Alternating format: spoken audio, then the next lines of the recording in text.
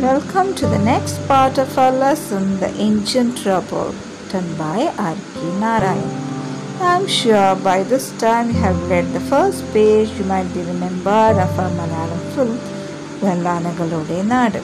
Isn't it? Because there is an iconic scene about the same happening that happened in our own lesson, The Ancient Trouble.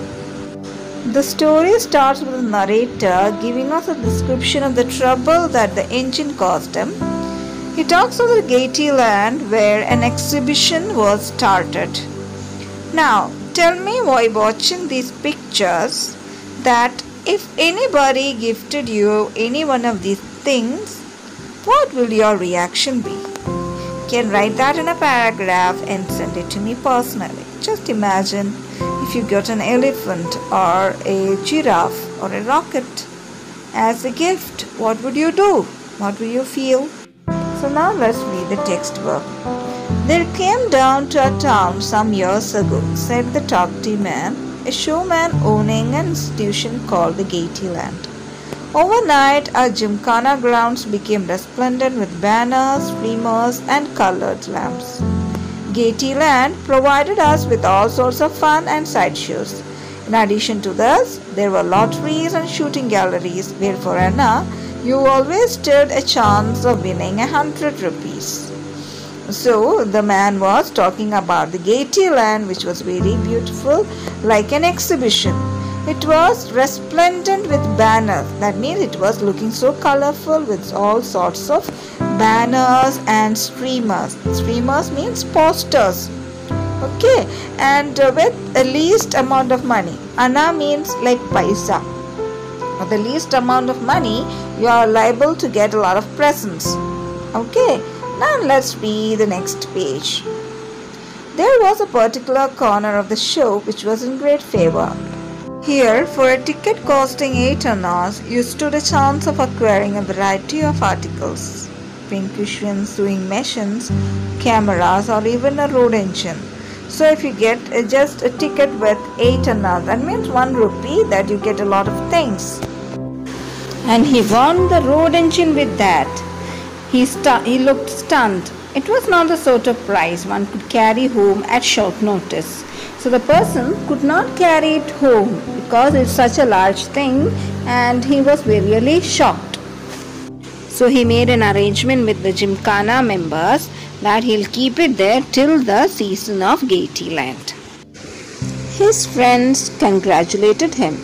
They believed he could make a lot of money even if he sold it as scrap iron.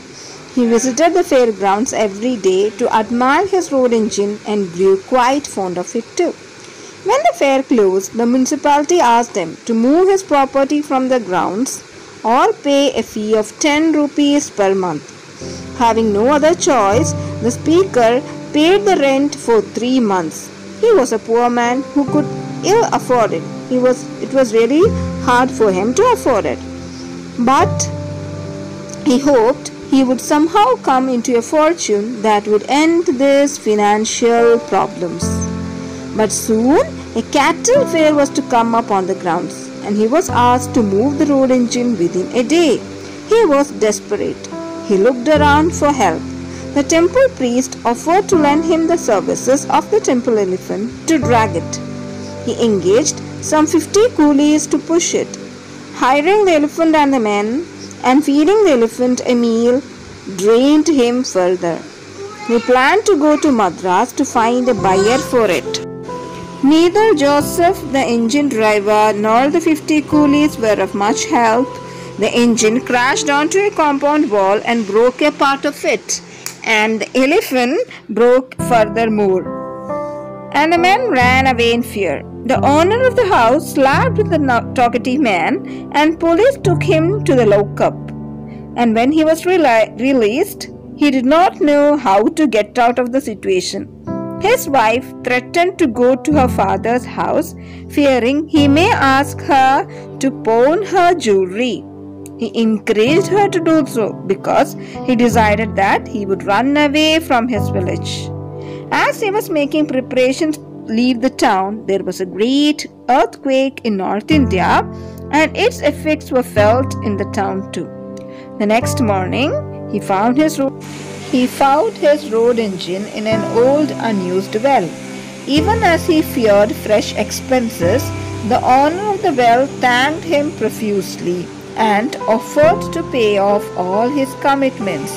The water in the well was dirty, and the municipality had been sending the owner notices to close it. The road engine was like a godsend, fitting the mouth of the well like a cork.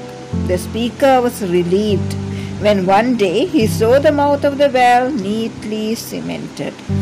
So that's all about the story. Read the lesson and call me if you have any doubts.